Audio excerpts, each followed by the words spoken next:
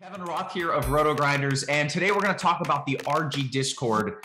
If you're not a member, you should be. It is a fantastic community and resource that Rotogrinders provides, and it's easy to join as well. All you have to do is click the Discord icon on Rotogrinders or go to rotogrinders.com/Discord. From there, you'll either sign up if you're new to RG, or if you're already a member, just click the link at the top to go to the sign-in page. Once you've logged into your RG account, you can be taken to Discord to log in there. Once you've connected those accounts, you won't have to leave the server. You can freely close out and reopen Discord without ever having to reconnect. The idea of Discord might be a little bit daunting to you, but it's actually pretty simple to navigate. Whether you're on mobile or desktop, the far left side will show you the Discord servers that you've already joined. Then next to that, you'll see the channels within that Discord. We have both free channels like Chiefs Prop Shop and our daily sport channels, and we also have premium channels like Blender's Game Theory or the Crunch Time channels. Premium members can see the difference between the free and premium channels by looking for a padlock icon next to the premium channel names. We also have a few pointers for new and experienced users alike. If you're having trouble finding a channel, make sure that you haven't collapsed the section that the channel is in. Collapsing a channel will only allow it to appear when there are unread messages in that channel. Also, we find that using the actual Discord program works better than opening it in a browser like Safari or Chrome. Lastly, if you're having trouble with one of our tools, your Rotogrinders account, or any other technical needs, you can hop in our feedback and help section of channels to get help from one of our wonderful support and moderation team members. If you have any more questions, feel free to reach out on Twitter @Rotogrinders or email support@rotogrinders.com. See you in Discord.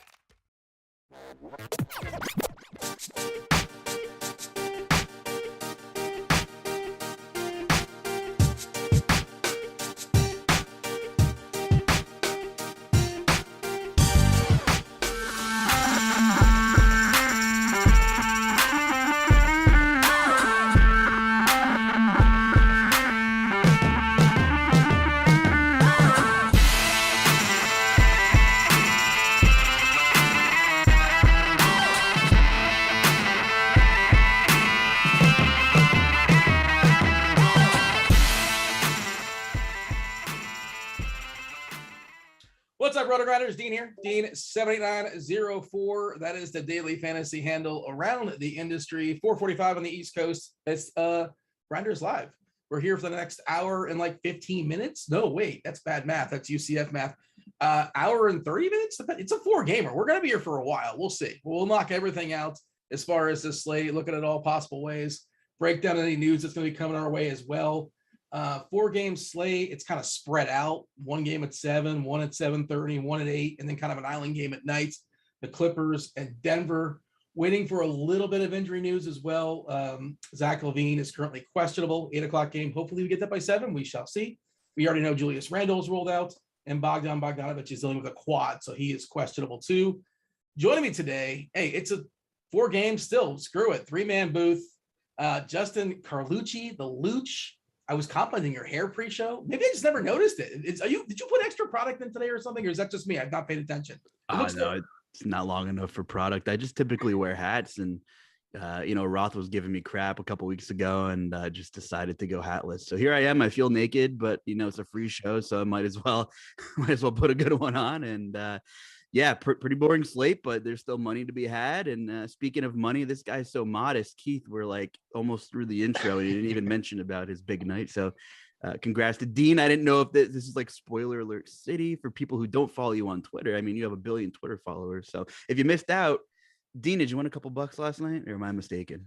Yeah. I had a nice little night on DK, and I took down a variety of contests, the smaller ones, basically. And some of them pretty comfortably. It just sometimes it just sort of works out, man. LeBron is just, I am in awe. We should all be in awe. It's completely insane what this man is doing in his 19th year in the NBA, still like at an elite level with absolute garbage around him. Thanks in part, I paired him with Garland, and I had a good time with the value stuff that was going down last night with the Boston pieces, or just one Boston piece of Washington in the absence of Kuzma. And the Philadelphia stuff. Yeah, so did you play Tobias or not? Because I know he's like your enemy. Are you? What'd you end up doing with Tobias Harris? I played about the field. I played at 100 teams in the FanDuel $9. Gave it a good run. I just didn't have enough LeBron Garland paired together. I hit a lot of pieces, but was a little late on LeBron. I mean, like, I was way overweight on Porzingis and a couple other guys who really smashed, and had a good run. I was top 10 until and Keith, I'm sure we'll get into it, but Boston letting OKC hang around, helped and hurt a lot of different people with a lot of that chalk. Yeah, Keith also joining us as well. Keith Eister, aka Ice, as he's known on. That's like your ulterior. What's it called? Alter ego on Crunch Time. You're Ice. Here you're not Ice. Yep. I don't know why. We can call you Ice if you want to be Ice. Whatever you prefer. I'm good with anything. But I want you to be comfortable. I'm comfortable. But yeah, Dean definitely being a little modest. Took down like 6 tournaments with just one single bullet. So absolutely just a great lineup and smashed. Underselling it just a little bit over there, Dean. Well, okay, to be fair, some of those I made 8 lineups. So there was some single entry contest I was in. I think it's some like 3 max or something like that. So I did have 8, like in the what is it, the $4, the $6 20 max. So I had 8 in there for what it's worth. But yeah, it was a good night. But it's DFS. The daily fantasy sports. All we care about is today and today only. Tomorrow, whatever. Yesterday, it was good. Blind squirrel, man. It worked out. But clean slate. That's the good part and the bad part, depending on how things go the previous day. But despite the fact it's pretty gross, Keith, this slate tonight, still, there's money to be made, plenty of contests to have a good time out there. Studs, Jokic, Giannis, Trae Young. I guess he's the third guy on the podium. Trae Young going back to New York. I don't know if I tweeted this out earlier. Nobody noticed it. Whatever. I don't think it even got acknowledged. But you don't be a big wrestling guy or whatever to like it. But do you guys happen to see Trae Young? Like he was in WWE. They were in Madison Square Garden and trolling the Knicks fans. Do you guys happen to catch this? You guys know what I'm talking about? Nope. Did not catch it. It was wild. Like they announced, first of all, the guy he was butting up with was wearing a Kevin Knox jersey just to troll the Knicks fans, which I thought was hilarious. And he was cheating for the bad guy. And he was healing it up. It was really good. It was really good stuff. And you guys know the Knicks fans are just frightened of him. Like he single-handedly basically knocked him out of the playoffs, or was the playoffs like a playing game? Whatever it was, he just took the entire soul of the entire New York Knicks Nation. And it's just always fun whenever Trae Young is in Madison Square Garden. So what are your thoughts, Keith, as far as the slate? Of course, stuff can change, but as of right now, Jokic and Giannis are the 2 major studs. And then, Young's right there too. Of course, Middleton is out for Milwaukee. So that elevates some of the Milwaukee pieces, especially Giannis, especially Drew Holiday. And then we're also waiting on Zach LaVine. I kind of missed that one for a second. LaVine is out too. So that would elevate Double D's to DeMar DeRozan. The price is kind of dipped as well too. So, I mean, it's a 4-gamer, but there's a lot to talk about. Do you have any general thoughts before we kind of dive in before, some more dominoes fall? What do you have for me, Keith? Yeah, definitely need that LaVine news because, I mean, with Middleton out, the Bucks look really good. Giannis and Drew particularly. Pretty good game environment there. Difficult decision at the top with Jokic on the slate as well. So, I mean, that one's going to matter tonight, getting that decision right, whether you want Giannis or Jokic.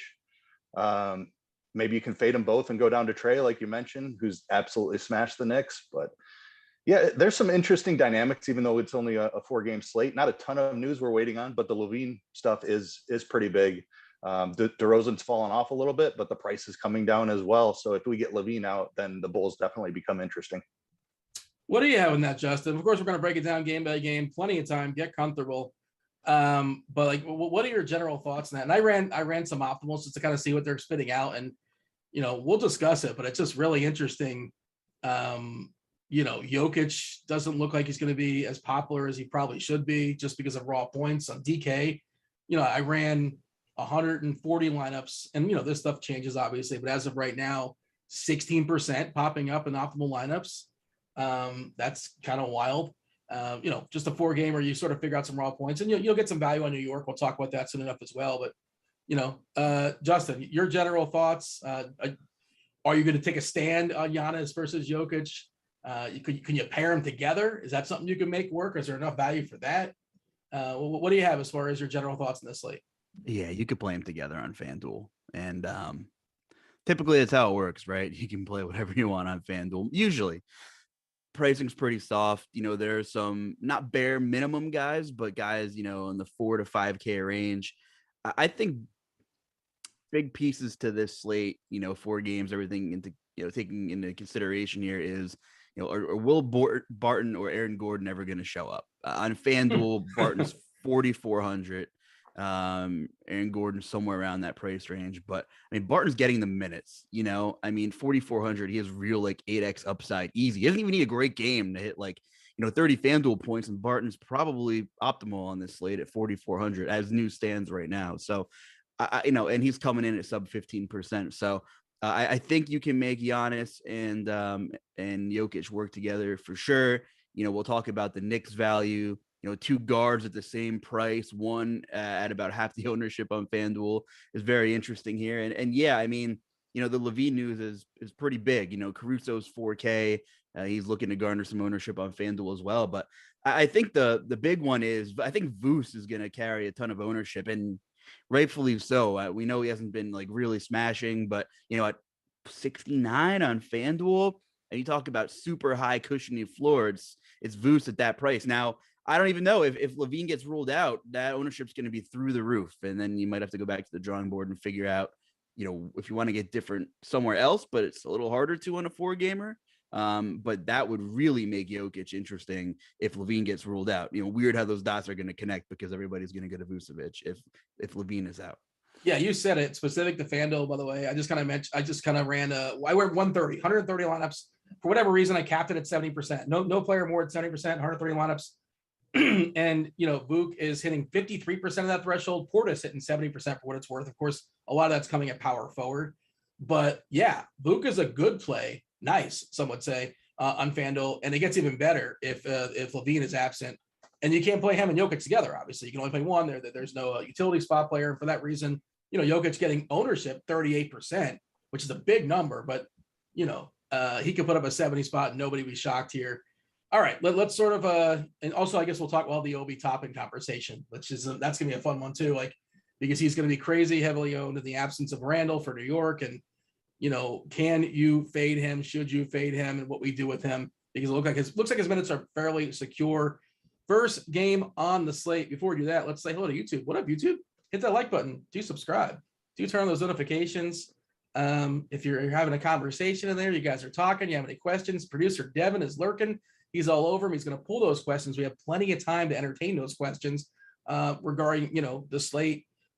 Give us specifics if they're, about FanDuel or DraftKings or Yahoo or cash or tournaments or single entry, all that stuff. The more details, the better. Helps us better answer that question. And of course, we prefer you guys hang out in our Discord channel, rotogrinders.com/Discord, the live stream chat channel.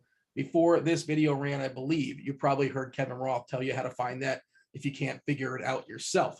All right, Golden State, 215 is a total against Orlando. Orlando is a 7-8 point underdog here. Suggs is not playing basketball tonight. Fultz is going to play tonight and not play tomorrow. Golden State, we're going to get this information at some point, but we don't know for sure as far as Moses Moody. I don't know how much that matters, but he is questionable. The big one, of course, Steph Curry is out. Iguodala is still out. Draymond expected to play his full minutes. He won't, presumably he won't get ejected again tonight. But the sites are also pretty proactive here, Justin, as far as bumping up prices of the Warriors in the absence of Steph Curry. Klay Thompson over 8K. I know he played a crazy amount of minutes last time. The matchup here is fine against Orlando, a team that's basically tanking or just they're telling they can tank without trying because they're not very good. But let's start with Golden State, Justin. What are your thoughts as far as the Warriors in the absence of Steph? You are on mute, sir. Yeah, you're on top of things lately, Dean. Yeah, pricing is up now. Jordan Poole's going to give you a high floor. You got to start questioning what his upside is with Klay and Wiggins both active, and of course Draymond. Draymond, I don't think matters as much. He seems to set up the shooters. Of course, we've seen him correlate positively with Curry, but I would imagine I'm speculating here that would bode well for all of the shooters. And that definitely, Jordan Poole and Klay kind of spearhead that discussion. At the prices and with everything, I feel like Poole and Klay and even Wiggins, I'm probably setting a build rule if I'm multi-entering and only playing one of those three tonight. I just have a hard time seeing two of those guys hitting their ceilings. And as great as Clay is, and him and Poole both took 20 plus shots last game without Curry, which was awesome. Neither of them had like any peripherals whatsoever. I'm gonna take the ball handler, and that will, when Draymond's not playing point Dre, it's gonna be Jordan Poole. And if Poole shoots 20 times and maybe has 7 or 8 dimes and a steal or two, we could be looking at 45 from Poole if the Magic, are able to kind of hang around here. And after last night's game with Oklahoma City and Boston, I'm willing to, it's the NBA, right? The Sixers beat a healthy Miami team without Embiid and Harden, and so yeah, I'm not really playing the blowout on a 4-game slate. I don't think I'll land on a ton of Golden State on FanDuel just for the pricing, but I do like Jordan Poole. I still think he has maybe he has the best upside tonight. Of course we know what Clay could do, but I think Poole's my lean, and I'm just separating these guards here. Your Sixers versus my Heat last night. How much did you enjoy Maxey the last couple minutes? Yeah, I mean the kid's fun. He's a baller. He's so easy to root for. The Sixers have a point guard that has improved and wants to get better. It's fun too. So it is what it is. I mean, him and Tobias Harris were not good for 3 quarters. I know we joked about my, Tobias Harris slander, but like, come on, man. You're the veteran. You're supposed to be stepping up. Not that Maxey shouldn't or can't, but it was Maxey and Niang, balling out for Philly. He's like the third or fourth option with like Niang in the court. Come on now. So, yeah. I mean, as a Heat fan, did that kind of like put a bad taste in your mouth? If the Sixers lose, my timeline with my Philly friends is, it's just a regular season game. The Sixers win, it's Maxey for most improved player. Sixers print the shirts, so what have you done for me lately, society we're living in? My Heat fan friends are the same way, and me, I mostly like, I don't care. I mean, I don't care either way. But I had Maxey and I had Milton, both on my on my main team last night. So I was happy to see them roasting Tyler Hero. I enjoyed it. The absence of Steph Curry, if you fire up the old court IQ, like you talked about, Draymond is actually negatively affected. You can kind of figure that out. Like, he's not a big usage guy. His usage on the season, 287 minutes without Steph, less than 13%, which is just brutal. And of course, he's also a guy that theoretically can score 5 points and still quote unquote hit value. He can put up like 5, 5, 5, 4, 3. Like, that's something he can do. Jordan Poole, 30.6% as far as his usage. Clay at 29.7%. So Poole gets a bump over 5%. Wiggins 2.7% as far as his bump. Clay 1% as far as his bump. Keith, you're mostly focusing on DK. Is that what you're playing mostly tonight? Yep, mostly DK tonight for me. Good. That works out perfectly because Justin, I know, focuses mostly on FanDuel, so we can kind of have both conversations. Keith, feel free to stick to DK. If you want to wander off, by all means, go for it. But Clay is 8-1 over there, right? Like, how does he pay off that salary? He only has the route of basically scoring points, right? He can get a rebound here and an assist there and whatever. But like, and he played 30 with 38. The Knicks, was it 30 minutes last game? Is that what it was? I think it was. It was 38. Lot. Yeah. So, nobody's going to play him on a 4-gamer, and the matchup's fine. What do you think of Clay? Obviously from a tournament perspective, for cash, like, there's no way you're paying 8 right playing cash these days. But what do you think of Clay and the rest of the Golden State Warriors? Yeah, so I actually like this game quite a bit, and it's a little bit of an ownership play, but I think it's a pretty good game environment as well. Golden State was playing really fast in the beginning of the year. They have fallen off a little bit. They're still top half of the league in pace, but Orlando is the team that's really picked up the pace here recently. So I do have some interest, particularly in this Golden State side, and then I'll try to figure out the Orlando side a little bit later. But Jordan Poole is one of my favorite tournament plays on the entire slate, and I'm going to sprinkle Clay a little bit too. His shot hasn't quite been there for him yet, but the volume has certainly been there. He's been over 20 shots in 5 of his last 6. He took 19 in the game that he wasn't over. So the dude has just been chucking it without Curry in the lineup. I'm going to chase that and just hope that he can get hot from 3, particularly on DK, where you get the bonus for the 3. That's how he pays it off, is he makes 5 or 6 threes and just kind of carries the offense for this team. And I'm going to play some Jordan Poole kind of for that same exact reason. Either one, he needs to be hot shooting as well to kind of hit his ceiling.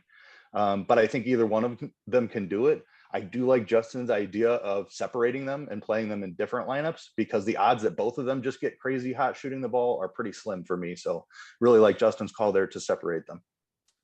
But to your point, Orlando 10th fastest team in the league on the season. Last 10 games, they're fifth. I think last 15 games, they're also fifth. So like you said, they have been picking up the pace a bit. Last 10 as far as Golden State, I mean, they're 15th. And then I don't know how much, Steph obviously matters to a great degree. So I don't know what you're going to draw from that anyway, because Steph, of course, not playing tonight.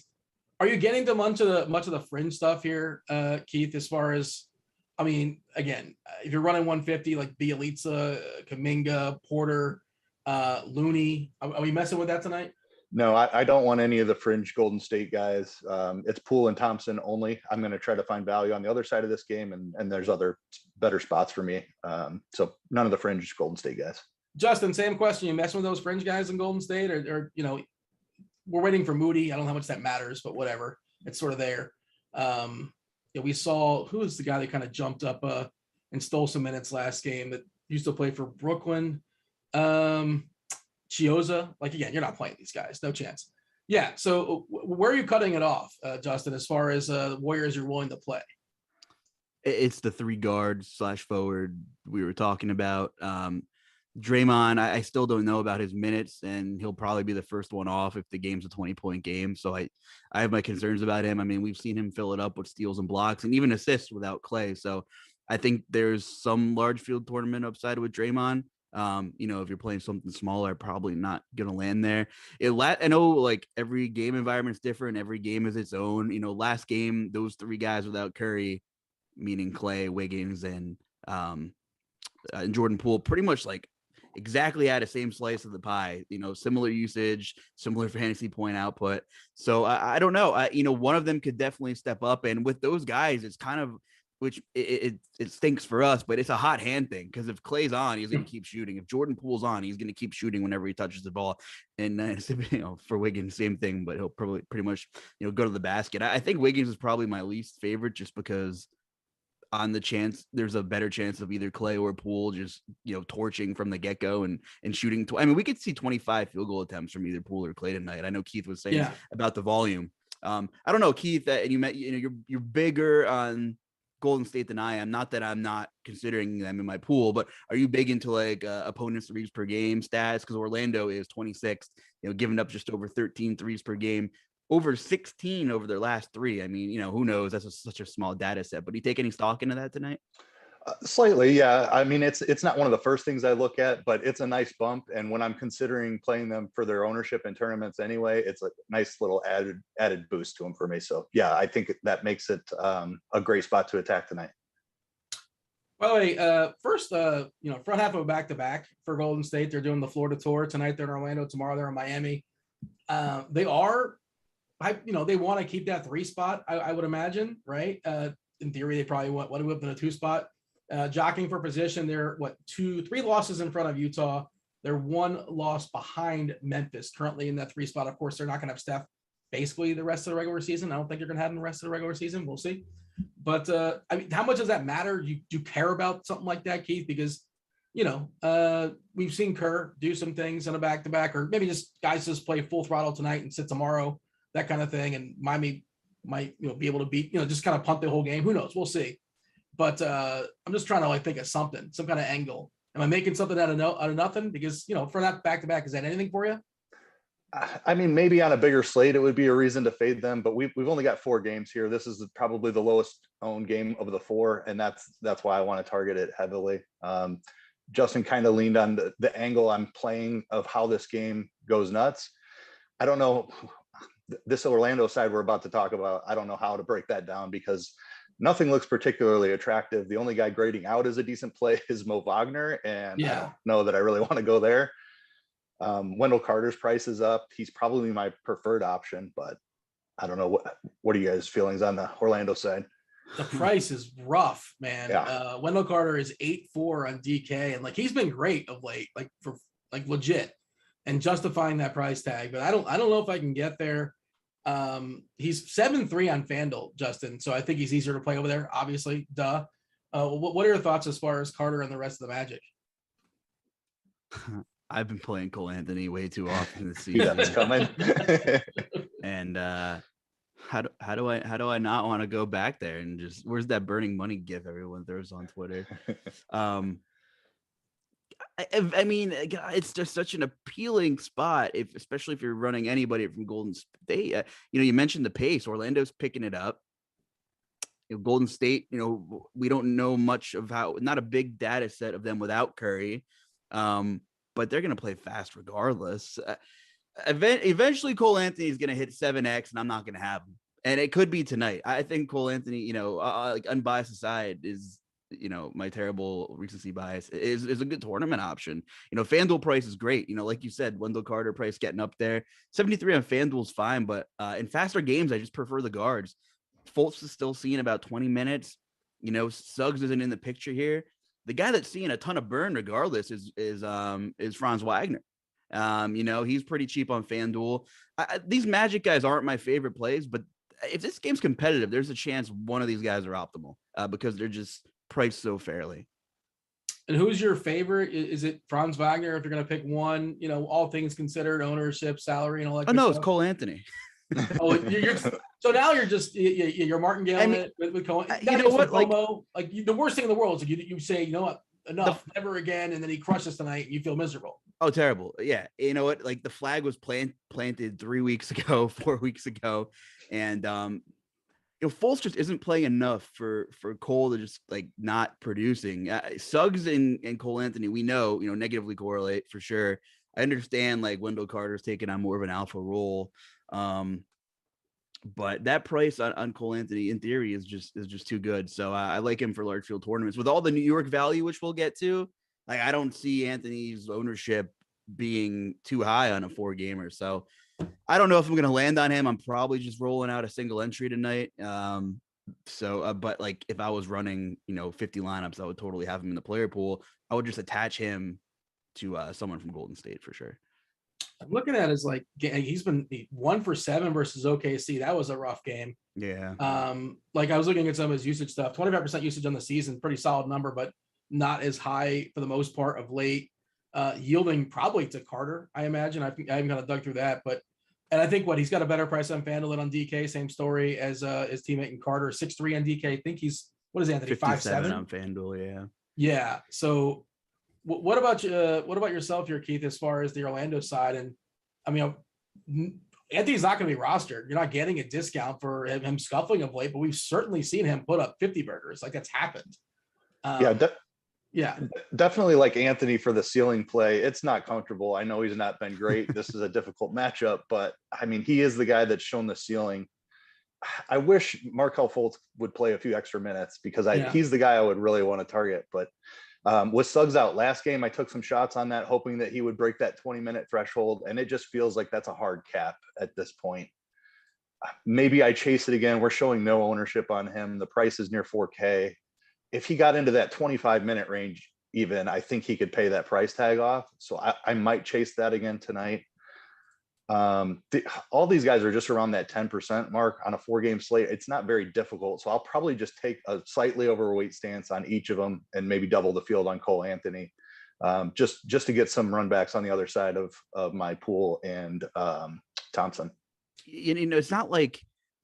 Maybe I'm a little tough on Cole Anthony. I mean, at 57, he hasn't had the worst output. He's hitting like 30 FanDuel points in a couple of games. So it certainly could be worse. It was just terrible against OKC, like you said, 1 for 7 from the field. But, faster game, as bad as OKC is defensively, they don't play incredibly fast. I mean, maybe there's a chance to go up and down a little bit here more with Golden State. And, I just feel like someone on this Orlando team is going to land in the optimal, and it's a dart throw, I think, figuring out who it could be. The wild thing about Fultz is he's been awesome in his 20 minutes, like best we've ever seen him. And if he plays 21 minutes, he's just going to combust in the court or something like that. I don't know. They just won't allow it to happen. OKC is creeping up on Orlando in the tankathon. I'm not sure if you guys keep track of this stuff, but OKC is coming on strong. They've lost 10 games in a row.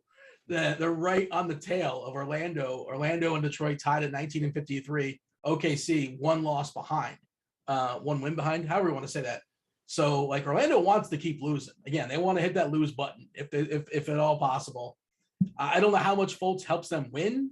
He seems to be fine, and then whatever they're replacing him with, but maybe that's part of it. I don't know. They want to hold him down for that reason. But Orlando won last time, and they got to be a little bit nervous. the 1 through 3, they have the same chance to get the number 1 overall pick, and Detroit and Houston are doing their best as well. Although Houston won by like 20 points last night, management was very upset. But the rest of the Orlando pieces, Justin, you have like a final thought before we're going to move on and put a button in this game?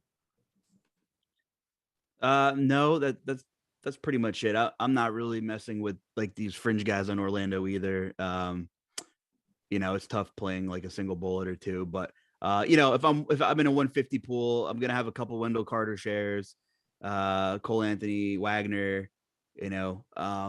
Probably not gonna have Bamba on this slate, just with the ceilings of Jokic, Vucevic either way, and I guess that's it. I mean, RJ Hampton will probably be the model guy, because of his price, but his floor is like 6 points, so I'm probably off RJ Hampton too. I saw he was popping in. What's his ceiling? We have a ceiling on it. What is it, like 27, 26? I'm not looking at it right now. I'm pulling up something else. Yeah, 28 28. Yeah, 28 on DK. I mean, that's I would take 28, I guess, but like that's not playing Hampton. Like if you X him out, like you that's not going to be the reason why you lose, right, Keith? I imagine like they can't be, can it? I wouldn't think so. Yeah. I mean, with Fultz in the fold now, I mean, different story if Fultz is limited to 10 minutes or 12 minutes or he's not playing, then sure. But so good segue into the next game. We just got some more value. Bogdanovic is gone from questionable to out. No Bojan Bogdanovic to the wings for Atlanta gets a bump. I'm pulling up our if-then stuff right now, and who gets? I mean, we give Trae Young a little bit of a bump. Not that he necessarily needed it, but now we're looking at 54 DK points projected. If our if-then stuff is correct and nothing changes, Gallinari a 9% bump, Hunter an 11% bump, DeLon Wright a 27% bump. He kind of sort of someone interesting, and Herter a 10% bump. Keith, how did you enjoy DeLon Wright night? Were you in on that? Were you out on that? Where were you at on DeLon Wright? I never know what to do with DeLon Wright. I just kind of played him at the field. So yeah, that seems like he just has those random games where he goes nuts, and then he has those random games where he just doesn't score at all. So it's a difficult guy to figure out. Or he has like 7 steals or something like that. It was like a big steal game, I think it was. He does that. That's the worst. The low usage guy that scraps and gets steal. Like Jose Alvarado has been like teetering with that. And I mean, is he gonna start? Is that what we're thinking? I mean, is DeLon Wright gonna get the start? Because I'm interested in Gallinari. Well, no, because Bogdan doesn't start, so that doesn't change their starting lineup. He's like their 6th man. He'll close sometimes, plenty of times, but it just affects the minutes off the bench, obviously. But now he maybe becomes the 6th man. Yeah, I think so. Lou Williams is out as well too. Of course, we know John Collins is not playing. Julius Randle is out. Nerlens Noel is still out. Atlanta in New York, 226.5 is the total. New York is a 3-point dog here. So yeah, Justin, let's have the conversation about Trae Young. And is he going to be I don't want to use the word neglected, but like amongst the 3 key prominent studs in the slate, if we're going to cut it off at Young and Giannis and Jokic in front of him, where are you at as far as Young? And I think there is something to him just like wanting to drop 50 on New York. I think that's kind of sort of a thing, and he's going to have some fun, and also the usage stuff's going to shuffle his way even more, and the actions of Bojan. And I think I'm going to be over the field on Trae Young. I'm going to go to my way to make sure I have more than the people do. What are your thoughts? I think that makes perfect sense. I think there's this bad stigma that, some people just can't get out of their brains. And sometimes I have a hard time getting by it too, that just because a stud's playing a really good defense, even if they're slow, doesn't mean they can't get there. We saw Durant absolutely crushed the Knicks for 50 real points a week ago. Durant without Irving had a field day against Utah yesterday or 2 nights, whenever that was. That was yesterday. Yeah, because Don Mitchell hit his over prop with like 30 seconds left. We were keeping an eye on that. So isn't that an amazing sweat? How much fun is that? Oh, it's as good and bad, I suppose. Free throws, when you go to the line, it's just like, it's like time freezes. But yeah, I think in the right situations, you can still target these guys. And like you said, I think Trae Young is certainly the third fiddle to Giannis and Jokic, at least on FanDuel, with all the value at the guard spot. And of course, a Cole Anthony slate, that people are going to overlook him a little bit here. So especially with all the Knicks ownership, it makes almost too much sense, which is scary, to have some Trae Young exposure, set some of that as a build rule. in my opinion, with lineup HQ and kind of mitigate some of that ownership here. Of course, it's 4-game slate. Trey will still carry ownership, but I would imagine, I wouldn't maybe not anticipate half of Jokic, but maybe close to it. We'll have to see with the new projected ownerships here. So I think Trae Young's a great tournament play. Like just guessing ownership wise, the discounted ownership between the three studs, maybe he's the best tournament play. He might not get there, but in theory, I think he's a fantastic idea. I mean, more stuff's going to shuffle his way, I imagine, once, optimizers update. And, again, he's going to get a few extra points thrown his way in the absence of Bogdan Bogdanovic. But also you have to think like position too, like where our value plays at, and lineup construction, all that kind of stuff matters. Do you have an official thought here, Keith, as far as Young? I'm checking to see if our lineup HQ tool is going to update the Young situation. I presume it's going to kick in shortly. Yeah, I'm on board with the overweight stance as well. 22% ownership projected on DK right now. I think that's a little bit low for a 4-game slate. Maybe some of the narrative out there about how much he has crushed the Knicks here elevates that a little bit into the 30, like closer to 30%. So I may end up just slightly over the field, but playing to get double the field on that 20% and then just ending up maybe 10% over or whatever. But I think it's fairly easy to get overweight on him, and that makes sense with his ceiling for sure. Hey, Dean, would you like to double check that was Bojan and not Bogdan that got ruled out? Did I get my Bogdanovic confused? Oh. I think there I might have been some early Utah news might have come out, but just wanted to bring that up. Well, fair enough. Yeah. Well, I thought Mark Cannon was the play tonight, but apparently. Usually I'm the pronunciation guy, so I'm glad that you hit the first strike tonight. I'm sure I'll follow up at some point. So an inside crunch time reference for the people that are premium. What about the rest of the pieces here, Justin? Again, there's a trickle down effect where I don't think there's one clear winner, right? But it's like a bunch of guys that get increments up. As far as Young's teammates, where do you look as far as guys like Hunter, guys like Herter, Gallinari? That for me, they're just sort of like filler stuff. That's kind of where I'm at right now. Like I never really seek them out, but if they make stuff work, so be it. That's sort of my general thought. What do you think?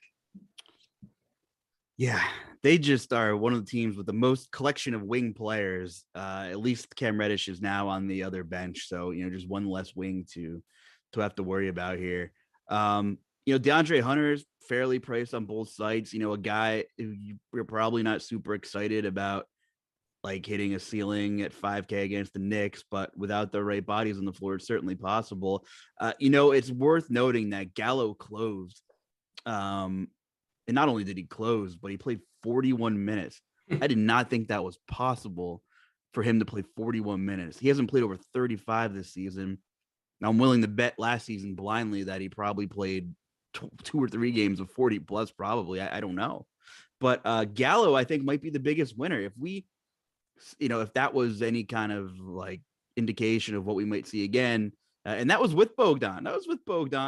That was, John Collins was out, obviously, but I think Gallo's the biggest winner, and it might not show up analytically from a usage standpoint or anything, but just the minutes at 4,800 on FanDuel.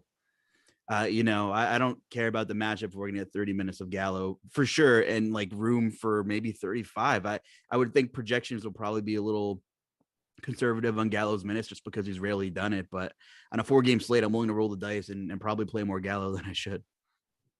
Yeah, Gallinari is the guy that you think might, combust in the court if he plays 40 minutes, but I guess not. In my head, he's got to be 34, 35. How old is Gallinari? What do you think, Keith? Give me set an over under on the age of Gallinari. Yeah, 33 and a half would be the over under. You were right in the range I was thinking. What do you got, Justin? Yeah, that's about right. I'm betting thinking over or under. I'm betting over. He's been around. He was on the Nuggets. Didn't he play for the Knicks? So this is like a low key revenge game too. So he's like Nuggets, Knicks. How many teams this guy played for too? It's been a lot. See, he was traded for Carmelo when Carmelo was relevant. Yeah.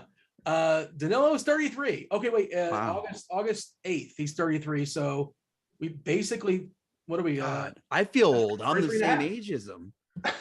God. Man, I've done nothing. You have the same haircut, by the way. Just full God, I have to play him now. Lock him in. What do you have here, Keith, as far as the Atlanta Wings? Is he one of the guys you kind of gravitate to? And again, Gallinari, it's weird because Atlanta, you know, they're in the playoffs. Well, whatever, the playoff nonsense, the play-in stuff, whatever. Like at worst, they're going to be 10. Washington's not going to catch them. New York's going to catch them. No chance. Well, whatever, mathematically, but you know what I mean? They're 5 games back. It's not happening. There's a chance they can move up on Charlotte in the 9. There's a chance they can move up in Brooklyn in the 8. But, you know, you don't want – I don't know. I guess they're trying to move up, I suppose, right? And this seems like a winnable game. What do you have for me here? The people not named Trae Young in Atlanta. What are your thoughts here, Keith? Yeah, I like Gallo a good amount. So just to confirm, Bogdan is not officially out yet, right? That's that's what I saw. Yeah, unless the Twitter is wrong. Oh, you know what? You're right. Yeah, Devin. I thought he was making. You know what? Oh, I'm a dope. I didn't know what Devin was saying. I thought he was just goofing on my pronunciation. You are right. I am wrong.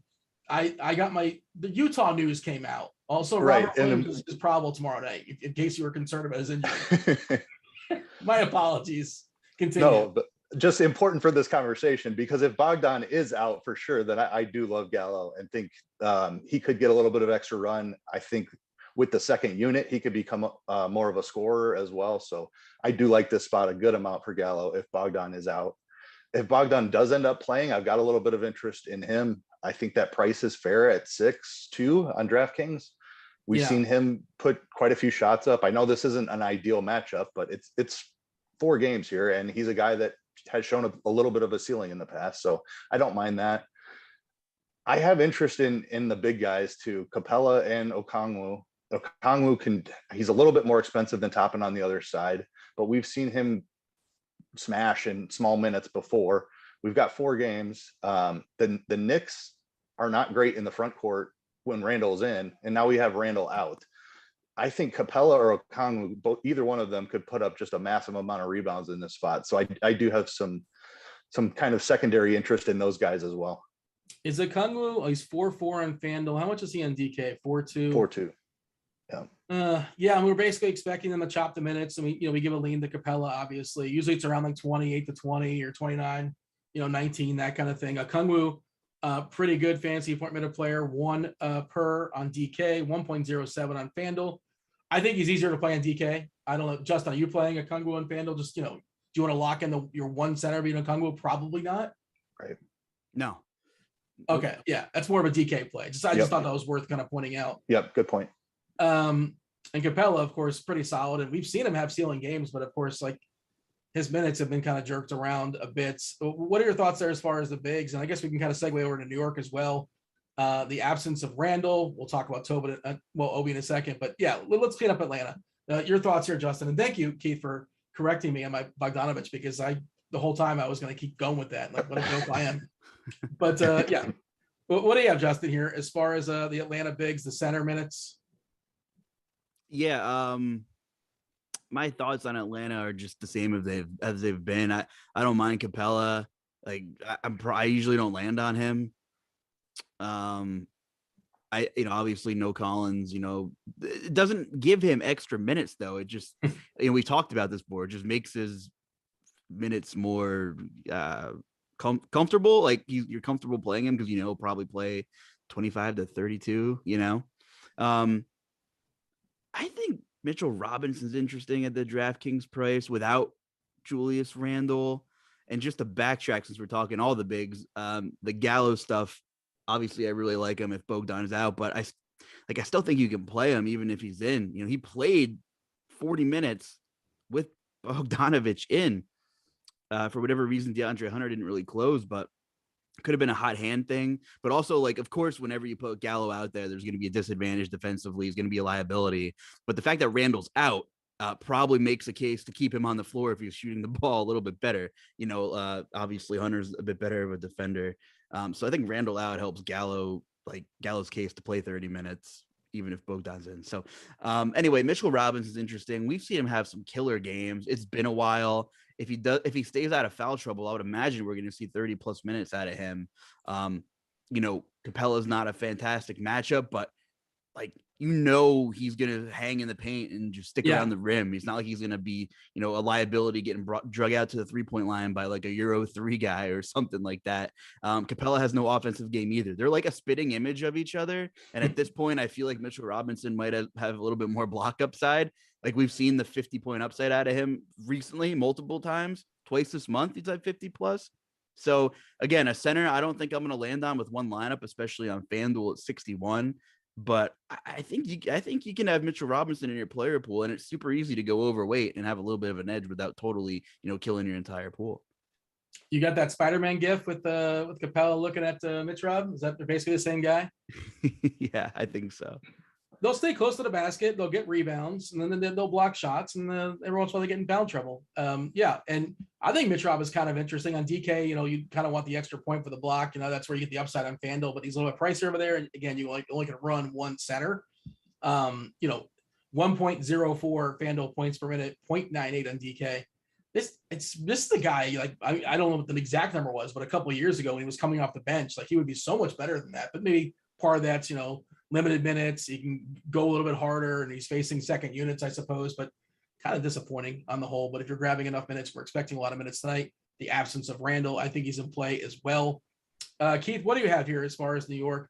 Do you want to talk about Mitch Rob first, or shall we tackle the Oben Toppin conversation, which he's probably going to be most heavily owned player on the slate?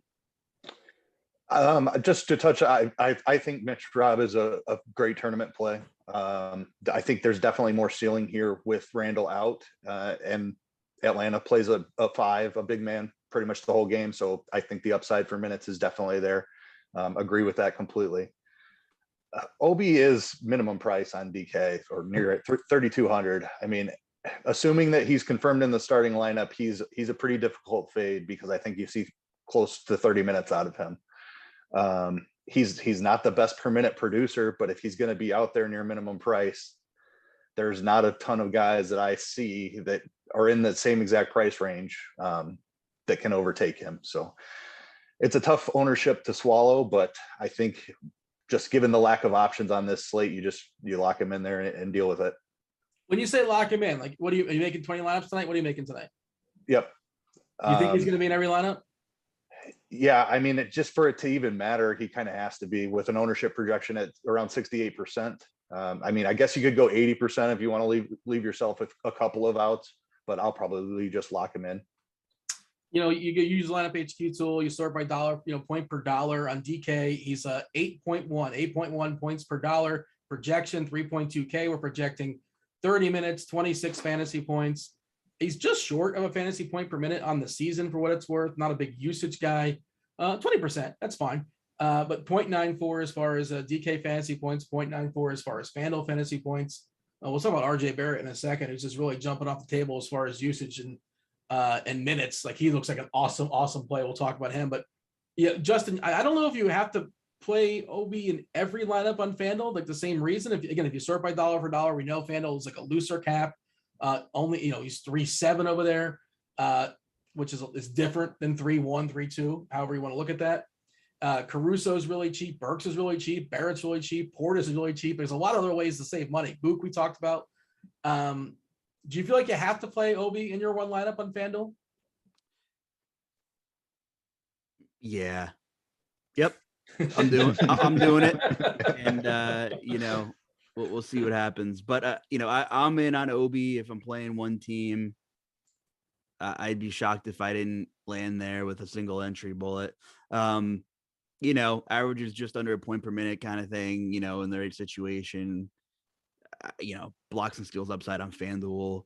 An Atlanta defense that just isn't that good. It just makes a lot of sense, I think, but I think I'm with Keith. That's typically, some slates I do lock people in. It's extremely bold, and with the way the NBA is how volatile it's been, when you're running multi-enter, you could either be at a serious advantage or you might not have any chance to win, after a half of basketball, which is fine. So I like the idea of going 75, 80%, probably a little bit higher than a field, I'm assuming, and kind of roll with that. New York is interesting. I mean, Barrett pops off the page. Alec Burks pops off the page. Emmanuel quickly, we've seen him have massive upside. you're not going to see the blue 5 to 6% usage bump, but he gets almost a 4% usage bump, and he could play about the same allotments of minutes as Burks too. So, there's going to be optimizers spitting out teams where Quickly and Burks are together, and that just doesn't feel good. It's like, playing RB1 and RB2 on Showdown, but sometimes it works, and we're on a 4-game slate, and I can't like totally dismiss all the negative correlations on a 4-gamer. I would tell you the one guy who just terrifies me not having is Evan Fournier, because there's no rhyme or reason ever. You take Randall, you take Kemba, you take Derrick Rose off the court, he like loses use. Like, he just doesn't make any sense, which is exactly what he is. He's going to play 30 minutes. He's been playing pretty good recently. He's under 5K. He's going to be like 10% owned. So I think like for large field, Fournier is super interesting. He doesn't have to do a lot at 4,800. Like, I think if you get off top and you could maybe flip your roster construction and save a little bit more money if it matters and go Fournier at one of your other spots. But I mean, Burks, Barrett, fantastic spots. Quickly, probably a great tournament play. I'm assuming he'll probably be like half the ownership of Burks. What do you guys think on that? What do you have, Keith, there as far as Quickly's ownership? You think it's accurate? We're projecting it? Yeah, I think that's a fair projection, especially if he's not in the starting lineup. Right around that 20%, I think that's fair. What sort of rules are you putting on this, Keith, as far as max New York guys in your lineup? Again, I will resort to the lineups that I made earlier. The first optimal has 3. This is DK, 3 New York guys. The next one has 4. The next one has 4. The next one has 4. I'm not playing 4 Knicks. I'm not doing it. I think I'm capping it at 3. What do you think? Where are you making a stand on that? Have you decided just yet? Or I think 4 is just too many, I think. Yeah, I agree with you. 4 feels like too many. 3 I'm fine with, because I think Barrett and Toppin are just smash plays. I'm going to group together Burks and Fournier, and I might throw Quickly in that group as well and just play one of them, because I want to find the guy who's doing the scoring from those 3. So just playing a max of 1 from those 3 like 5K guys, I think is the way I'm going to handle this. Which 3 you said? So Fournier, Burks, and who? Quickly. Yeah, I like that. But we should note, I didn't mean to kind of gloss over RJ Barrett, but RJ Barrett, you kick off. Well, I took Rose off the court, Walker, Nerlens Noel, Julius Randle, of course, the big one. You got 269 minutes of RJ Barrett at 36.1% usage, which is a jump of 8.2%. That is massive. Alec Burks, a significant bump as well, up to 23.8% usage, which is a 6.3% bump. Quickly gets the 3% bump that Justin kind of referenced. Justin, what do you could only play 2 guys on New York. I know you're in an OB. Is the next guy RJ? Or is it Burks? RJ makes me feel the safest, but my rule of thumb is typically three max on a team. Everything's slate dependent for sure. On a 4-gamer, I'm more willing to let 3 guys in the majority of my lineups if it makes sense. And like, I'm kind of not even counting Obi at 3,700 as a guy, I mean, you can get there in so many different ways that like he doesn't need to take scoring or all of the rebounding. If he blocks 3 shots and has a steal, he's almost there already. So I'm okay. Like, I think it matters what the prices of your 3 guys are. I think you can play 3 Knicks tonight pretty easily, and I think it has a chance to be optimal. But yeah, I think Barrett has real 50-point upside tonight. Okay, maybe not. I didn't phrase that correctly. He's not dropping 50 real points. He might. All right, so maybe he will. He dropped 40 versus Miami. Did you put 50 on Miami? He put a lot on Miami. Can't remember the number was, but it was a ton. At Anyway, least 46. Okay, so he has real 50-point upside tonight. I mean, massive usage bump. I mean, it's right in front of us. So yeah, Barrett's a great play. What are we projecting? Like 39, 40 minutes on him? Something goofy? 39. Yeah, which is, again, a reasonable projection, although as silly as that may seem. Before we move on, give me a power ranking here as far as the prioritization of New York players. Justin, you go first. It's Obi for price, and he's the best value on the slate. assuming he starts, which he most likely will, right? So we don't have that lineup yet. We have the Magic lineup, I believe, and Cole Anthony's starting. So if you're interested, so it's No surprises. It's Obi, it's Barrett for his floor ceiling combos, number 2 for me. Then it's Burks. I feel comfortable with like 5x value out of Burks. Doesn't always get you to that 7x, which maybe you want to take down GPPs at 5,200 or whatever it is. So it's Obi, Barrett, and Burks for me, and Quickly is not far behind Burks. I think if I'm separating 2 Knicks, it's Quickly and Burks for sure. How about yourself, Keith? And is there one guy you think you're going to be distinctly over or distinctly under? I don't know if it's distinctly, but I will be over on Obi and RJ Barrett for sure. I'm comfortable being underweight on Alec Burks. So I think I would actually slide Quickly up to 3rd just because of the ownership. And I'll kind of flip their ownership and play like 45% Quickly and 20% Burks. End up a little bit underweight on Burks and hope that Quickly can outscore him. All right, let's move on. Let's talk about the Bulls and Milwaukee 8 o'clock game. 233 is the total. Bulls are 8-point dogs here. Of course, Middleton has been ruled out this game for Milwaukee. Giannis expected to be good to go with his knee. Zach LaVine, it's the back half of a back-to-back, and he's questionable. And I happen to think he's going to sit. Like if I was going to guess, I would guess that he sits, but we don't know this stuff. Does anybody have a guess or a lean? I think he sits in the back half. Or anybody have a thought? I mean, I'm terrible at this game. I went on the morning grind. I'm on the morning grind with Chief, and I was like, oh, I'd be shocked if Embiid or Harden sat, and they both sat against Miami as the 1 and 2 seeds. And then I'm like, oh, it's the NBA where the best players don't play against each other or guard each other, and nobody seems to care. The Bulls are 2 games behind the Bucks. At this point, you think they probably won't catch them, but I mean, anything's possible. And getting from 5 to 4 or 3 and, solidifying that home court, I thought, why rest LaVine? We're almost at the end of the season, but then again, I know absolutely nothing. So I think he plays. But I'm going to be wrong. I was laughing. Ball right here. I don't even know why why am I asking you guys? Yeah, there you go. Keith, do you have a take as I shake this thing up?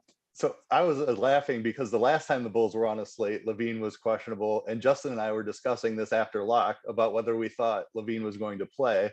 And we were both leaning that he was not going to play and they were going to give him a little bit more time to heal up. And of course, he ends up playing. So now we're both saying he's going to play. You can count on him sitting out.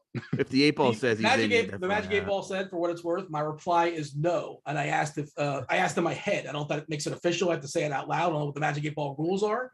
I'll take that up with Hasbro or Milton Bradley. I'm not really sure who makes this, but apparently, according to the Magic 8 ball, he's not going to play. That obviously changes things. We also saw Caruso draw a start last night, play a pile of minutes. They said going forward, they project he's going to draw a start, continuing. Revenge game against Grayson Allen. Going to give him the stink eye, I imagine, at some point. Who knows if somebody, maybe Tristan Thompson gives him a check to the boards or something like that. But Giannis Antetokounmpo, usage gets squeezed onto him with the absence of Middleton. Same deal with Drew Holiday. Gets even a bigger bump. I mean, awesome plays here, Keith. Holiday, Giannis, double D's. DeMar DeRozan is his price has gone down, and if LaVine doesn't play, he looks like he's an awesome play as well. A lot of goodness here, but they're kind of pricey. How are you handling it? Yeah, I'm going to be overweight on the Bucks. I love this spot for them. Giannis is my preferred spend over Jokic.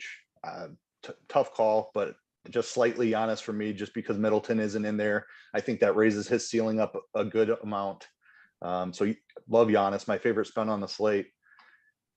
I will have plenty of Drew as well.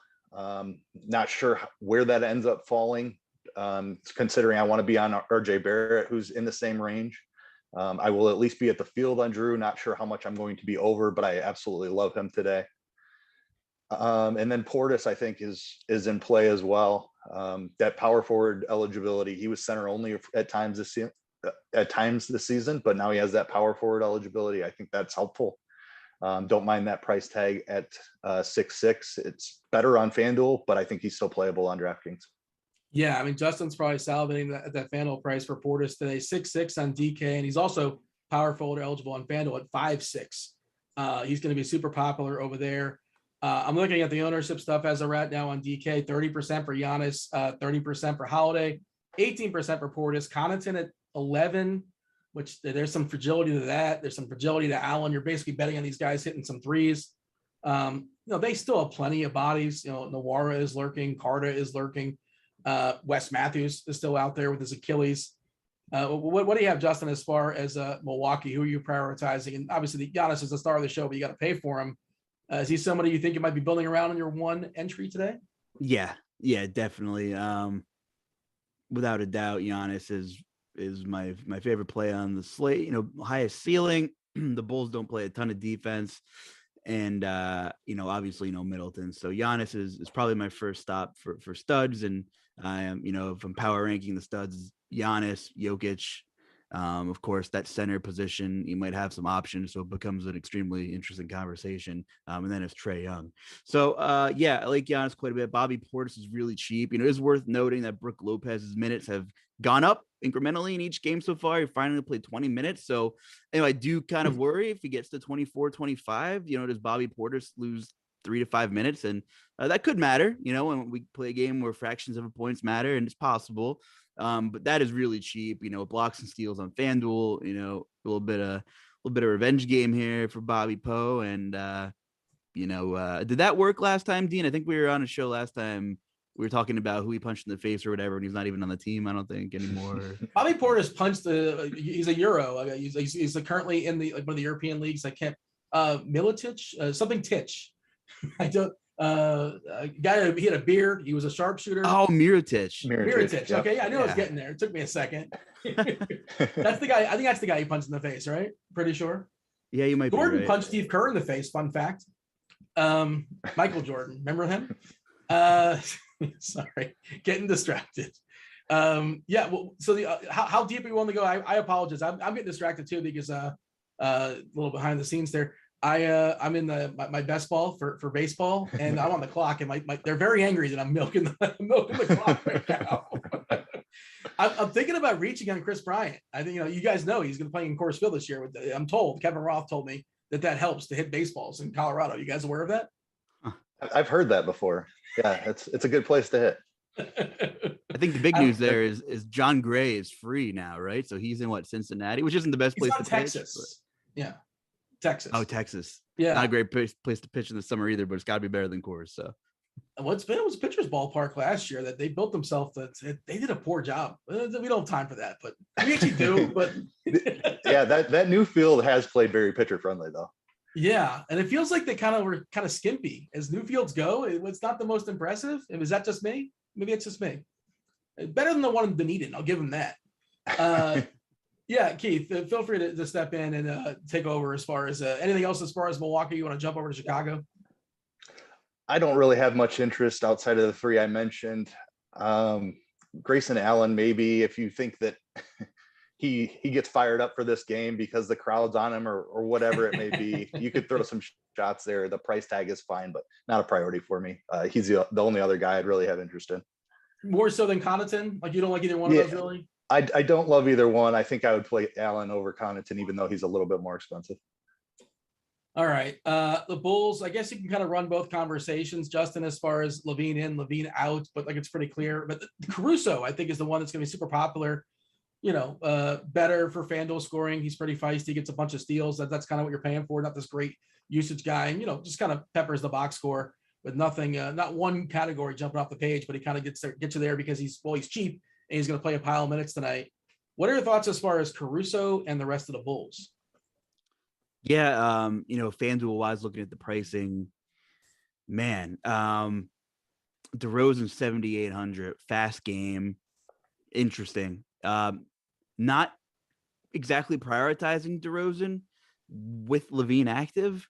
Probably not prioritizing either of those guys on this slate. I think Barrett's just the play, in my opinion. Like that, I'm just gonna go with Barrett. I still think Vooch, regardless, because of his price is in play and what he brings to the table, whether or not Levine's in or out. And Caruso is so volatile. Like you said, he's very hard to project. These are median projections, and he's one of these scrappy guys who he's going to play 25 minutes regardless of Levine. He's going to stick around with the starters minutes. If Levine's out, then maybe he gets a couple of more opportunities to touch the ball in some sets and make a couple of shots. And I think I would borderline prioritize Caruso if Levine's out, just because of having a couple of more chances to score real points. So I'm going to have Caruso in my pool, on my radar regardless, just because of the pace of that game and his price. And he played 32 minutes last game and everybody was in. So I think Caruso's okay. So I think for me, it's Vucevic. It depends on lineup construction for my single entry, if I'm going to go Jokic, Vuce, or anywhere else after that. But it's honestly probably going to be one of those two centers. And DeRozan, I mean, it's a great price. He's going to give you a high floor because of his scoring. I do worry a little bit about Chicago in this game. We know how bad they've been against elite competition. They have a terrible record, and they've gotten blown out of some games. So I'm a little worried about the Bulls if Levine sits. So I don't know. You guys got any thoughts about this game? Could it be ugly by any chance? Yeah, I hope Levine plays, because I think the Bulls prices have come down enough to where they're still playable in this matchup. And I agree. I'm a little bit worried about the blowout if Levine does sit. So I want to play some Levine if he's in, just because I think people are going to be a little hesitant with that questionable tag all day. I think he's going to come in under 20%. And I love that play on this slate, fast-paced matchup. Difficult matchup with Milwaukee, but Levine can shoot the three a little bit. Or Milwaukee is susceptible to the three. I think I'll be fading DeRozan for that reason. Like, they guard the paint really well. DeRozan's all about the mid-range. So it's Levine over DeRozan. He's a little bit cheaper. And then Caruso, I think, is a great play as well. Should be in the starting lineup here. Saw him get up to 32 minutes in that last game. I think we can expect something similar to that. Whether Levine is in there or not, that's where we have him projected. I completely agree with that. He hasn't been great so far, but I mean, earlier on in the season, he was showing a little bit of a ceiling. A ceiling to pay off that 4K price tag. Like, he put up a couple of really good games, like upper 30s points. So I really like Caruso as well at that price tag. So we do have an if then on the sites to check out as far as if Levine happens to sit. And like, it's worth noting, when Levine plays, he's fine. Like, he's just managing this knee. It's not like it's a pain tolerance thing, I suppose. But if you look, when he's playing, he's doing okay, and he's had some ceiling games dealing with this. It's the same thing, I assume. It's like basically been questionable for the last so many weeks. But if he sits, DeRozan is going to pop like crazy, especially when you consider his price. We're looking at 50 to 51 FanDuel points, 52 on DK. That is a huge number. Vuk at 42 on DK, 41 on FanDuel. And again, he's going to, at 6.9K on FanDuel especially. Caruso incremental bump, DeSumo incremental bump to like 22, 23. White is the guy that becomes an interesting wild card because we're looking at 30 DK points, 28 FanDuel if Levine happens to sit. I guess White is a guy that probably can get loose if this game gets ugly. I feel like, they would stick him in there for a while. Not necessarily play to the death, but play mostly, in the garbage time to some degree. Last guy off. Williams is back for what it's worth. The minutes, of course, he's getting that Marquez Fultz treatment. 20 minutes, 15 minutes or something like that. Not terribly important, just kind of acknowledging it. Patrick Williams is back for Chicago. Anything else here, Keith, that's worth pointing out that we should kind of focus on as far as this game, or shall we move on? Kobe White, if Levine is out, I would definitely be well over the field on him. That's really all I have. Patrick Williams isn't playing enough to have any interest there yet. Yeah, I just realized he's 4-5 on DK. And we know White, he's happy to 4-3 on FanDuel as well. So if you don't have Levine news, it's worth kind of maybe like saving a spot. Maybe like, temper a little bit in that Golden State Orlando game at 7:00, only one game at 7:00. Justin, are you in on White if Levine happens to sit? Probably. I think Keith made a lot of great points, and it's like when Levine hasn't gotten there, he was either priced up in the 8s or he just wasn't, having peripherals. He's going to give you 20 real points most likely if he plays. I mean, he's been good. He's been scoring the basketball, and I think there's more opportunities to grab some peripherals in the pace of this game, which we're likely to see, which should be pretty high. I agree. I do worry about the blowout with how poor Chicago's been against upper like tier competition. Trying to think that way on a small slate. You know, DeRozan's going to pop, like you said, Dean, and he's not 10K anymore. He's under 8K. So I think it makes all the sense to pair, you know, DeRozan. If Levine's out, it makes a ton of sense to at least pair DeRozan with someone from the Bucks, whoever you like. A lot of fantasy potential in this game, right? It's just we need the news to figure out what's going to happen. Bulls are kind of frauds, right? Like they're not as good as Miami, Philly, Milwaukee, or Boston. There's a tier drop. And they got kind of lucky. Whatever. I mean, there's some people. I don't know. Is Philly good? Like I don't know. Is Miami good? I don't know. Like who's good anymore in this league, Dean? It's hard to say. Philly's upside's bigger than Chicago's upside. I guess I would look at it that way. I don't know. If we get last night's Tyrese Maxey, then that'll be fun. But you know what? Miami's a team I don't want to see in the playoffs with that length in. Allegedly, Victor Oladipo is going to be healthy. Are you sick about hearing Oladipo is going to be healthy eventually? I don't think he matters. Like I don't get it. I honestly don't get it. Like he wasn't that good when he was good. If that makes like he wasn't that good when he was last good. Like we know Randall the first couple of years, but like he was falling off already. And it's cool he's coming back. Like good for him. I wish him well, but I don't think he matters that much. If we're relying on Oladipo to be the reason why things work out or don't work out, they're not going to work out. He's not the tipping point, I guess. Keith, aren't you? You're a Chicago guy, aren't you? I am. Yes. Oh, you're gonna stand for my slander? This Bulls team, I agree with you, is overrated and not very good. And they just got some bad news on Lonzo Ball. He's going to be shut down again for another 10 days or something before he tries to give it a go. If they can get healthy and get Lonzo back, I think that they could compete. If Lonzo, I think Lonzo matters. Like he gives them another perimeter defender, and he distributes really well, which raises Levine and DeRozan, as we saw at the beginning of the season. So I think it's kind of dependent upon their health. If Levine's back holds up and Lonzo can come back, I think they can compete. Fair enough. Do want to mention F1, Formula One racing. It's a thing now for DFS. DK has it. I'm not sure if anyone else has it. We have already built. We're all on top of it. The devs are on top of it. Whoever's behind the scenes, working with Lineup HQ, the optimizer is good to go. We're actually celebrating that, so you can get yourself the introduction of F1 DFS. I believe there was one session. Is it called a session? It's called a race, right? I don't know. Can you tell I don't know much about F1? Just kind of outed myself. $20 discount, $20 off your first month of RG combo premium, which again, that's F1 content, the Lineup HQ optimizer breakdown article, projected ownership. And that's not just F1, obviously. It's all the other sports, NBA, NFL, MLB, NHL, PGA, college football, college basketball, soccer, MMA, esports. I'm sure I missed something. If there's content for it, it includes it. Everything with the exception of NASCAR. NASCAR is a la carte. So $20 off, have at it. Enjoy your F1. Did anybody play F1 week one? Anybody do that? Not me. I did not dabble. Nope. All right. Did you watch apparently the Netflix series is a lot of fun. I'm told like that's getting in some popularity. I've not seen it, but I know it exists. Again, crickets, nothing. Fair enough. I haven't seen that either. No clue. Sorry. I got nothing on it either. I just don't want to talk about the Clippers. That's all what's happening here. I'm just going to yield to you guys. I hate the Clippers. They're my least favorite team to talk about from a DFS perspective. 222.5 is a total. Denver is a 6-point favorite. All right, Keith, break down the Clippers for me. What's going to happen with the Clippers tonight? Who do you like? Yeah, we've had this discussion a couple of times. It's never a fun one. I think Reggie Jackson is my preferred target. I don't like the price tag, but he's seen the usage. It's not a great matchup, but if I'm comparing Reggie Jackson's matchup to somebody like Marcus Morris's matchup, I think I would lean Reggie on that. He is significantly more expensive, but I think that's the way I'm leaning today. It's not a priority play by any means, but when trying to figure out who's going to produce for the Clippers, I'll lean Reggie over Morris today.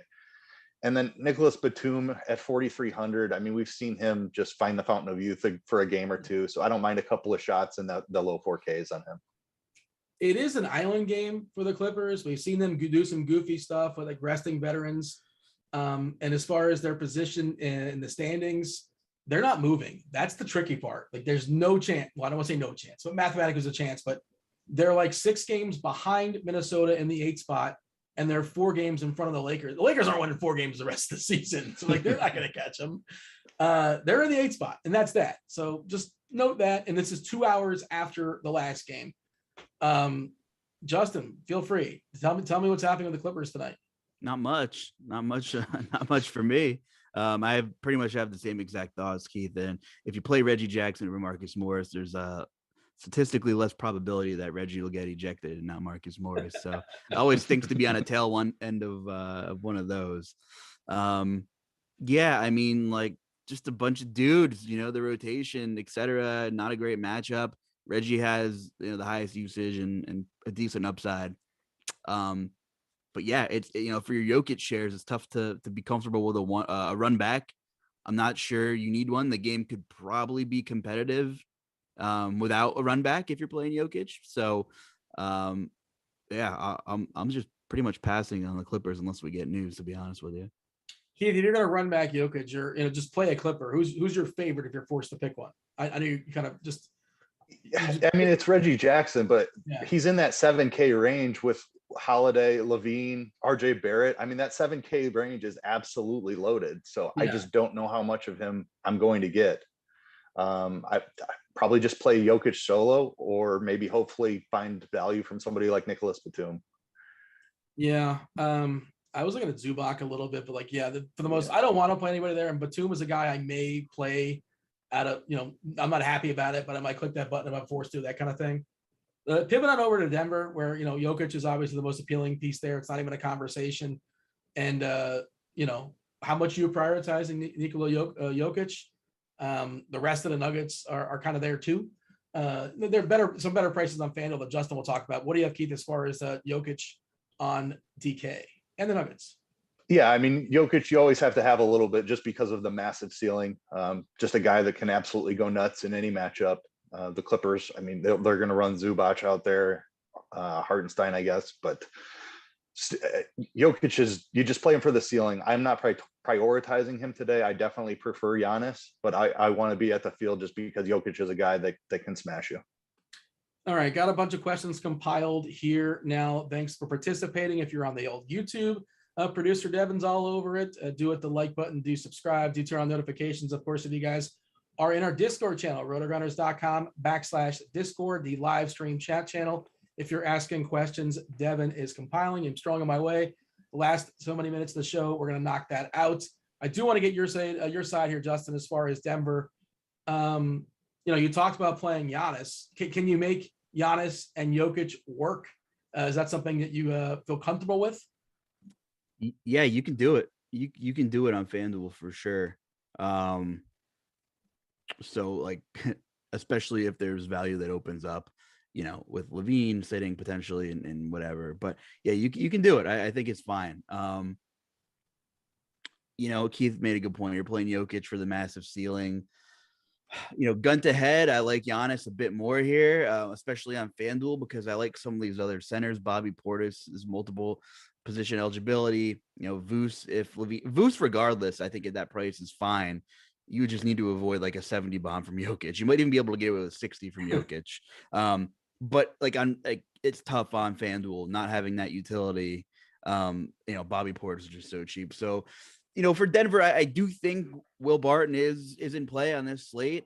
He just hasn't been producing, but he's starting to see the minutes more consistently again. And he's 4,400. This Clippers team, isn't fantastic, although they're better than the other Los Angeles team, which I never thought I'd be saying at this point of the year. So I do think that Will Barton is a really interesting, under-owned tournament play in this late game we were talking about. You're playing the price, right? Like at this point, You're just playing you don't necessarily want to play Will Barton, but at this point, general rules, you fade anybody at the wrong price, you play anybody at the right price. We're talking Will Barton is sputtered all the way down to 4.4K on FanDuel, which, we've seen this guy put up, 40 burgers, even with Jokic. It's happened. Not that you need 40, but feel free to elaborate on that. And what's the comfort level with Barton? 0.9 fantasy points per minute on the season.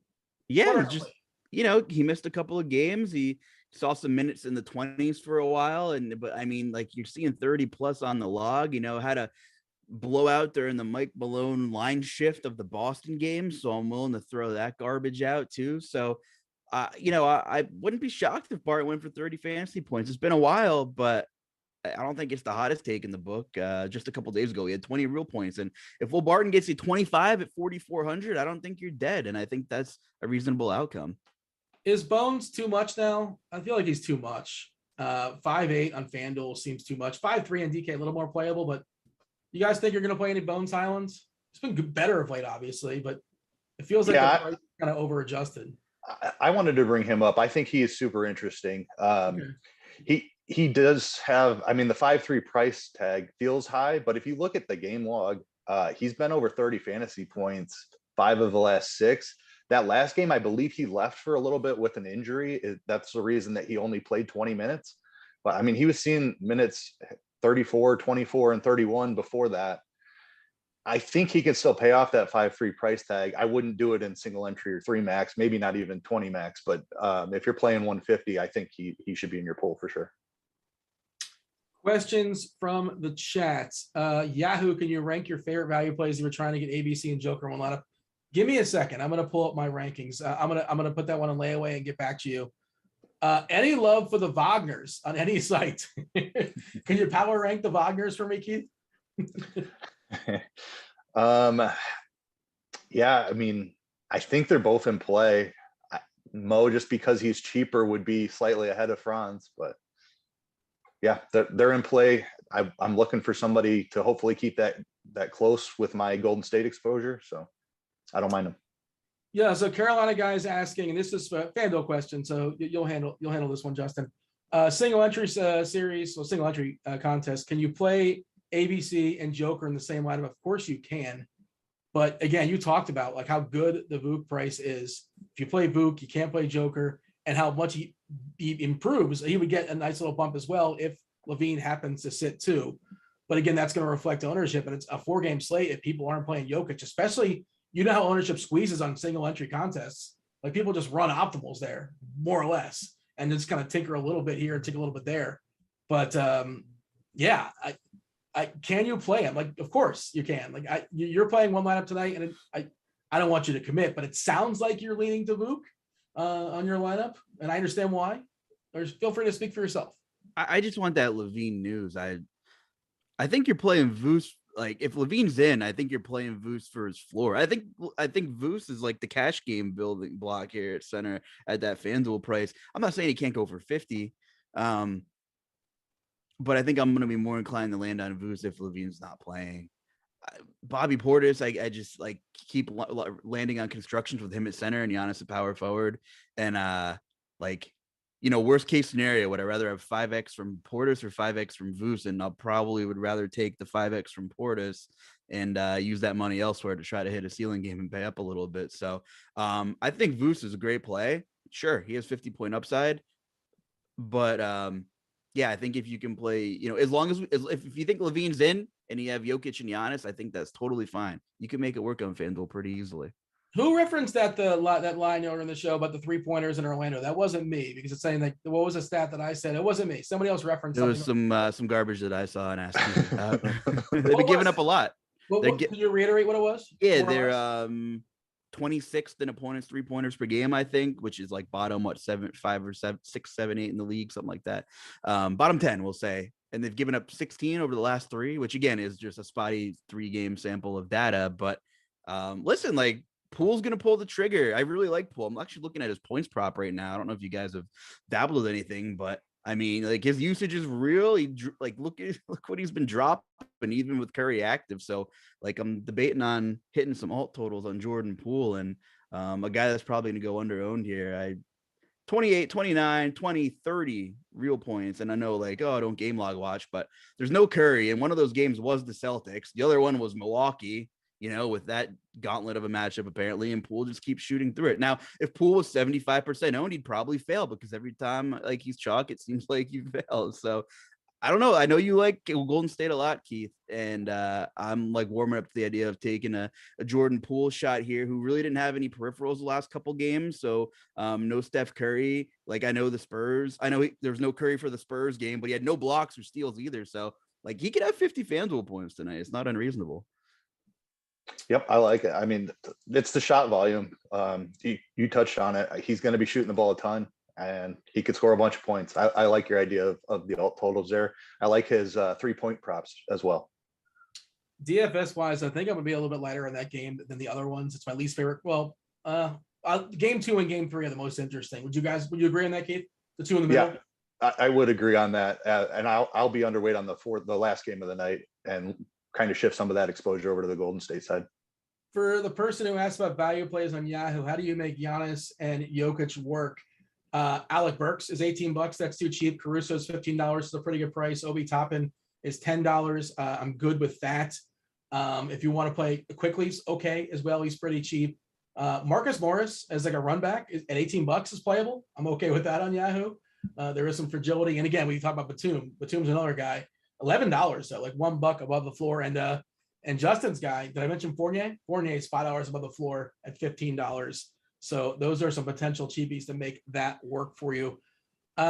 Keith, Jericho Sims. So we dig in too deep. Any interest in Jericho Sims? I mean, that's the Obi Toppin pivot, right? If you're going to try to fade Obi Toppin, I think you need some Jericho Sims. Justin, do you think Quickly and Burks hurt each other? I guess they're basically saying, like, can you play them together? Okay, me and Keith kind of both referenced this earlier. It's almost like on a small slate. It's kind of like Showdown, where every once in a while you see RB1 and RB2 pop up on the same team, but you just kind of feel dirty about doing it. It's possible tonight, but you would really need a lot of other guys to crap the bed, because there's a lot of guys at that similar price point, like Bobby Portis. I know different position, but in terms of roster construction, it'd be tough for both of them to get there. Keith mentioned about finding the one guy who's going to do the ceiling game and get the scoring for the Knicks. So are you still thinking of capping Burks, Quickly, and whoever the other guy was at a max of 1? Fournier at a max of 1? Okay. Yep. Lightning round, Keith, Mo Wagner or Obi? So not Franz, but Mo or Obi. And this is like an ownership tournament question. Like, Obi's got a bigger projection, but how do you feel about the pivot of Mo Wagner over Obi? I just feel better about Obi, assuming that he's in the starting lineup and they don't do something weird, but it's Obi. Lightning round, Justin, Obi or Taj Gibson? Obi. Okay. Thoughts on Zubac, Keith? Too expensive today. Tough matchup against Jokic. Don't love it. Justin, I have 0 Joker. Should I be worried? I mean, if you're playing like 20 lineups, you should be. But like if you're playing 1 or 2, I don't even mind it for 20 lineups. If you want to make the fade on 20 lineups in a 4-gamer, then you're hoping for a blowout and you don't want anybody from that game. So if you're not playing Joker at all, I would just fade that game completely. Keith, would you play 20 and no Joker? You're playing some Joker, right? Yeah, I'm going to have 15 to 20% Joker. I might be under the field, but I'm going to play him. If you're playing large field, like low dollar stuff, I mean, like 100,000 entries, then what's 20 lineups when there's like 100, 150 maxers? Justin, I got a trick question for you. What forwards do we like in the Clipper Denver game, not named Morris or Mann? Oh, well, I don't know. It's killing you. I guess it's Barton. I talked about him a little bit there, and like it's not a comforting play, but he should play 30 minutes if it's fairly close. And we know he has like 30 to 40 point upside, and you just get a little bit lucky at 4,400 on FanDuel. Is he more expensive on DK? Will Barton? He is. He's on FanDuel. Yes, he's like 5-1 over there, I believe. Okay, yeah. The 44 is interesting. If that New York Atlanta game blows out and some of that like Burks mid-range stuff doesn't pay off, then like Barton might actually be a good play. All right. Andy Means, Kevin Roth, somebody for tournaments. I don't know who it is just yet. Maybe it's STL Cards. Maybe it's Andre. Somebody can be talking some tournaments tonight on Crunch Time, the premium show, rotogrinders.com. Check that out if you guys have premium access. Before we step aside and get out of here and make way for that show, Justin, give me a hot take. Be as ambitious as you want to be, lukewarm, however you want to do it. Like what's going to win stuff tonight?